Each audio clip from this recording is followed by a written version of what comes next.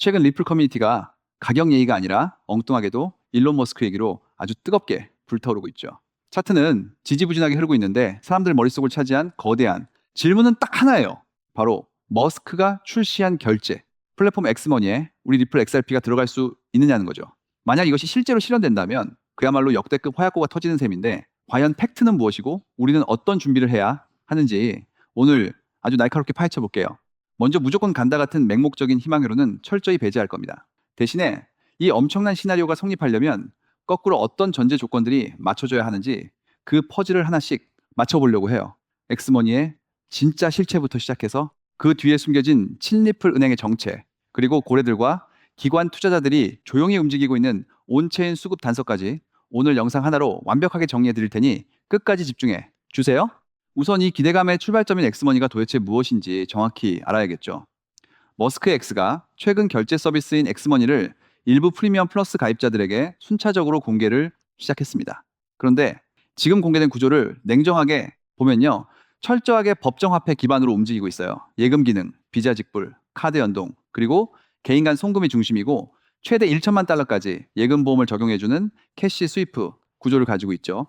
한마디로 지금 당장의 이 엑스머니는 코인 지갑이 아니라 이 X라는 거대한 앱 안으로 들어온 일종의 핀테크 은행에 가깝다라고 보시면 됩니다. 그런데 여기서 우리 리플 홀더들이 소리를 지를 만한 아주 강력한 이름이 하나 등장합니다. 엑스머니의 돈을 실제로 보관하고 결제를 처리하는 백엔드 은행으로 바로 크로스리버 뱅크가 지목된 건데요. 왜 다들 이 이름에 반응했을까요? 단순합니다. 이 은행이 과거 리플과 아주 깊게 엮인 이력이 있기 때문이죠. 크로스리버뱅크는 무려 2014년부터 리플의 결제 프로토콜을 전격 도입해서 미국과 서유럽을 잇는 실시간 국경 간 송금에 실제로 활용해온 은행입니다. 무려 11년이 넘는 시간 동안 리플의 기술력을 직접 손으로 만져보고 굴려본 베테랑 은행이란 뜻이에요. 투자자들이 흥분한 진짜 정체는 엑스머니 자체가 아니라 그 뒤를 바치고 있는 은행이 하필 리플을 가장 잘 아는 파트너라는 점입니다. 하지만 여기서 우리가 정말 냉정해져야 해요. 크로스리버가 리플과 인연이 있다고 해서 지금 당장 엑스머니에 XRP가 들어간다는 뜻은 절대 아닙니다. 쉽게 비유를 해볼까요? 다리는 강이 있어야 놓는 법이죠. 평지에 굳이 엄청난 돈을 들여서 다리를 세울 이유는 전혀 없잖아요.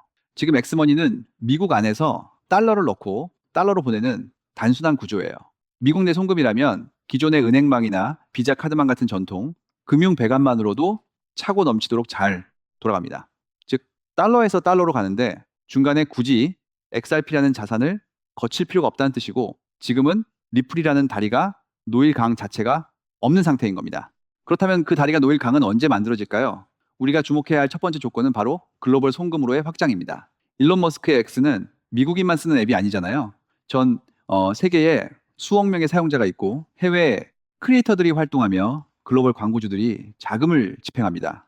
엑스머니가 지금의 미국 내 결제 영역을 넘어서 해외 사용자 간의 송금이나 글로벌 크리에이터 정산까지 손을 뻗는 순간 드디어 우리가 기다리던 거대한 강이 생겨나기 시작하는 겁니다. 국경을 넘어가면 상황이 완전히 달라지죠. 미국은 달러, 유럽은 유로, 일본은 엔화, 우리나라는 원화를 쓰니까요.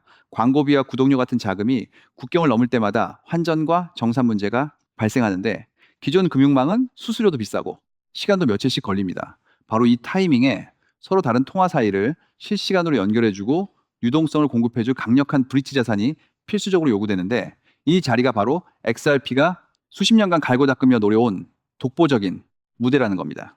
여기서 리플 홀더분들이 자주 하시는 오해가 있어요. 만약 나중에 엑스머니에 XRP가 도입된다고 하더라도 우리 결제화면에 XRP로 결제하기 이런 버튼이 전면에 뜰 가능성은 매우 낮습니다. 오히려 사용자 눈에는 전혀 보이지 않는 뒤편의 정산 통로, 즉 금융 배관으로 쥐도 새도 모르게 스며들 가능성이 훨씬 현실적이에요. 대중들은 평소처럼 달러나 유로로 편하게 송금하지만 그 뒤편에서는 크로스리버뱅크와 리플의 인프라가 실시간으로 환전과 유동성을 처리하는 그림이 되는 거죠. 전면 노출보다 이 백엔드 인프라로 채택되는 것이 진짜 무서운 자금 유입을 만들어내는 핵심입니다. 물론 우리가 경계해야 할 함정도 명확히 짚고 가야 합니다. 엑스머니가 나중에 블록체인 인프라를 쓴다고 해서 그게 곧장 XRP 코인을 대량 매수해야 하는 수요로 직결되는 건 아니에요. 예컨대 리플의 스테이블 코인인 RLUSD가 그 자리를 대체할 수도 있고 무엇보다 크로스리버뱅크는 리플만 쓰는 은행이 아닙니다. 이미 비자의 USDC, 솔라나, 체인 정산 파일럿에도 참여한 이력이 있어요. 결국 우리가 추적해야 할 진짜 질문은 엑스머니가 블록체인을 쓰느냐, 마느냐가 아니라 하필 왜 XRP라는 브릿지 자산을 꼭 써야만 하는 구조로 성장하는가, 이 부분을 날카롭게 지켜보셔야 합니다. 이런 상황 속에서 최근 아주 의미심장한 온체인 데이터 단서들이 포착되고 있습니다. 첫 번째로 글로벌 최대 거래소인 바이낸스의 XRP 보유량이 한 달 동안 무려 1억 개나 급감하며 26억 8천만 개까지 내려왔어요. 지난 3월 이후 가장 낮은 수준인데, 흥미로운 건 업비트와 바이비트에서도 거래소 물량이 함께 줄어들고 있다는 점입니다. 현재 가격은 지지부진하고 약세인데, 거래소에 쌓인 유통 물량이 대규모로 빠져나가고 있다는 건 단기 매도가 아니라 장기 보관이나 기관들의 수탁 계좌로 이동하고 있다는 강력한 증거예요. 고래들의 움직임도 이 흐름을 정확히 뒷받침합니다.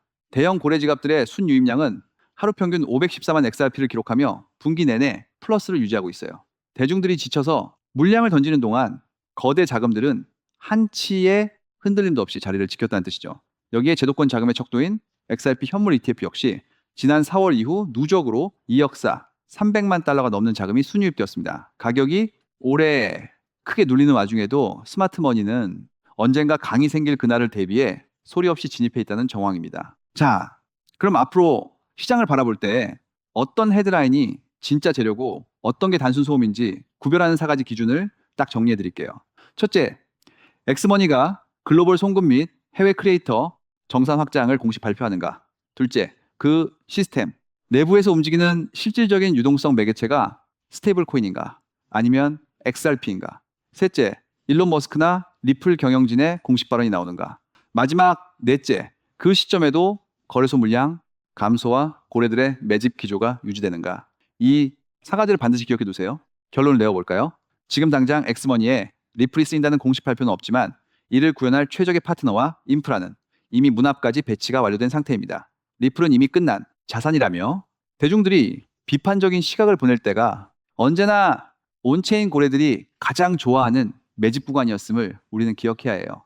단기적인 가격 변동성에 흔들리지 마시고 그 뒤편에서 조용히 깔리고 있는 위대한 글로벌 금융 배관의 확장을 믿으시길 바랍니다.